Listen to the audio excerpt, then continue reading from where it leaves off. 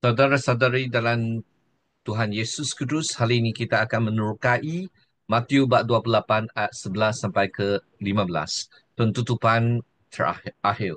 Mari kita datang untuk berdoa bersama. Tuhan Bapa di surga, kami datang kepadamu penuh dengan kesyukuran.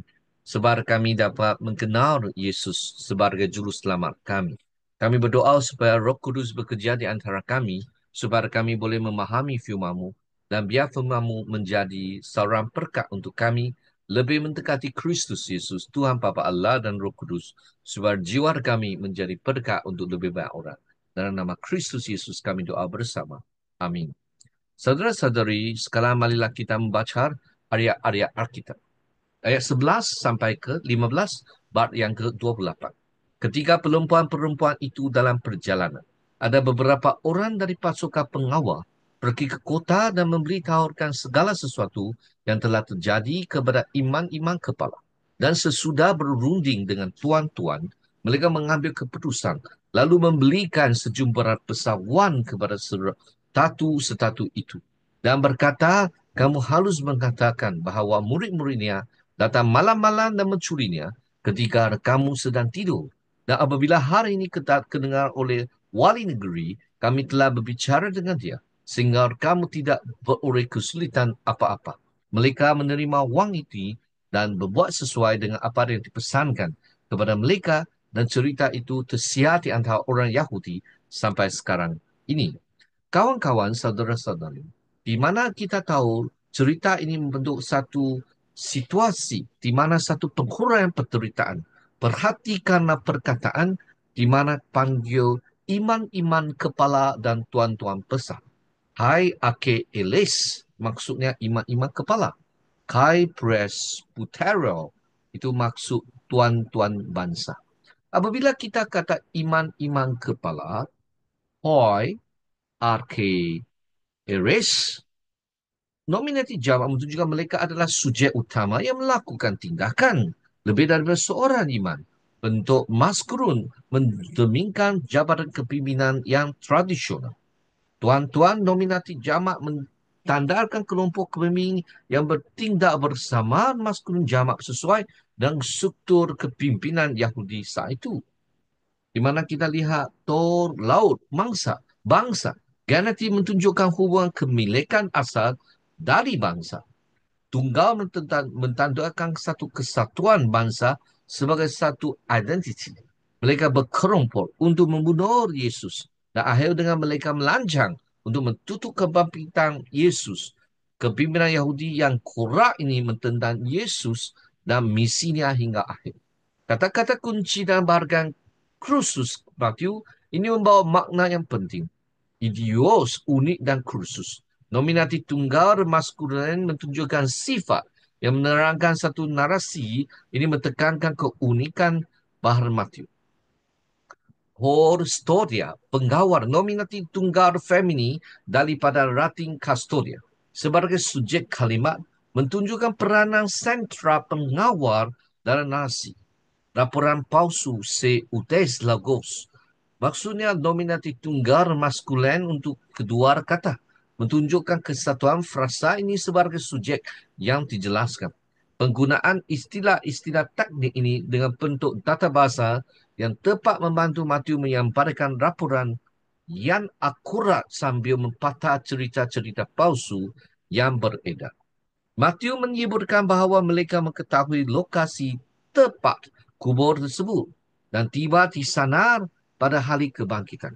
Bagi Matthew, mustahil Yesus hanya kelihatan mati dan berjalan pergi setelah sedar semula kerana kubur itu dipahat dari batu itu besar digulingkan untuk menghalang pintu masuk.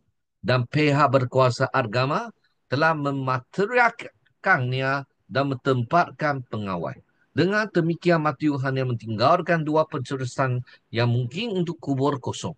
Kebangkitan atau mayat yang dicuri. Cerita tentang perempuan itu menggambarkan apa yang sebenarnya terjadi dan episod terakhir dengan pengawal-pengawal pendedarkan asal unsur Kaabah angin bahawa banyak itu dicuri. Kawan-kawan, episod ini menjelaskan mengapa orang-orang Kristian Awak mendengar cerita yang berbeza dengan kebangkitan Yesus Kudus daripada lawan-lawan Yahudi mereka. Tidak ada kebangkitan. Murid-murid hanya mencuri mayat saja. Matius mentetapkan bahawa satu penghuraian yang berbeza ataupun yang lain yang dibuat oleh pihak berkuasa yang mensogok saksi-saksi utama para pengawal. Cerita tentang pengawal-pengawal dan iman-iman kepala dibandingkan dengan reaksi perempuan-perempuan terhadap kebangkitan Kristus Yesus. Seperti kedua-dua Maria, para pengawal juga memberitahukan atau abakalor apa yang mereka lihat. Tetapi ini tidak meyakinkan pihak berkuasa agama penolakan untuk percaya dan usaha untuk menutup-tutupi mengabarkan kegerasan hati dan membuktikan perkataan Yesus tentang generasi yang tidak percaya itu. Bukti yang sama ditaksirkan secara berbeza oleh keimaman yang jahat dan para tuan-tuan. Kubur kosong itu sendiri mungkin mempunyai penjelasan yang berbeza, tetapi percubaan peribadi dengan Tuhan yang bangkit dan kesaksian orang-orang yang setia menyokong tuntutan Kristian. Pada masa yang sama, berapa orang pengawal Romawi, Kustodias, kata benda akusatif jamak feminin,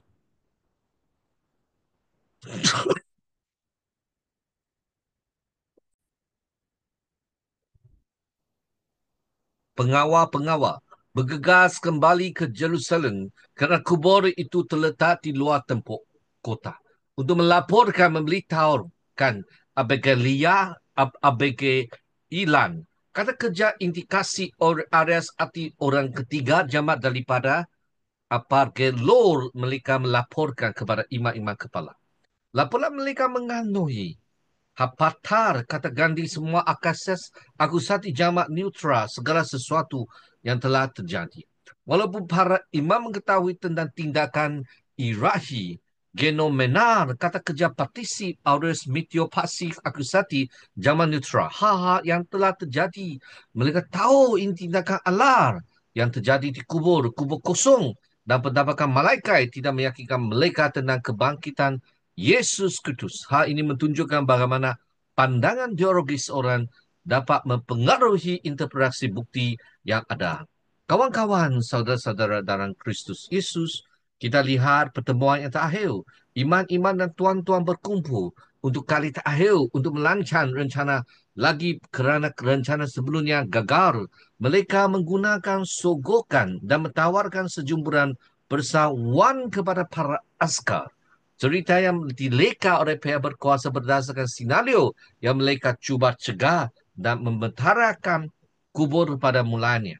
Bertujuan untuk melemarkan kredibiliti, menggugat naratif dan menafikan tuntukan Kristian tentang kebangkitan Kristus Yesus.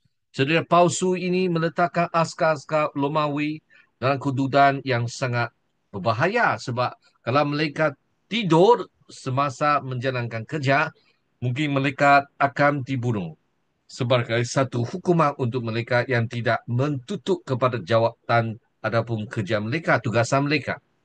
Saudara-saudari, sebelumnya para imam memberi wang kepada Judas. Judas untuk mengkhianati Kristus Yesus. Dan sekarang memberi wang lagi untuk mensemuikan berita tentang kebangkitan Kristus Yesus. Realiti ialah apa? Kebangkitan Yesus Kristus mendemarkan kedudukan dan otoriti mereka dan sekali lagi menekankan bahawa mereka mententang Tuhan dan Mesianya. Kawan-kawan dan saudara-saudara Kristus Yesus, para askar yang dipengaruhi, saudara-saudari, askar-askar yang dipengaruhi oleh Wan Al-Gurdiar Hikana kata benda akusatif jamak neutral, wang yang mencukupi dan janji perlindungan. Mereka melakukan seperti yang diarahkan Etitar Cetesar kata kerja indikatif arius pasif orang ketiga jamak. Mereka telah diajar. Penggunaan bentuk praksik di sini menunjukkan mereka menjadi alat dalam rencana para pemimpin agama. Matius menggunakan istilah ditaskur kata kerja present aktif mengajar untuk menunjukkan ironi. Kalau iman yang selalu selia mengajar kebenaran malah mengajar editase Karena kerja indikatif Oris Altius telah mengajar kebohongan ini menggambarkan pembalikan peranan mereka sebagai pengajar di Taskolkaroi dalam masyarakat.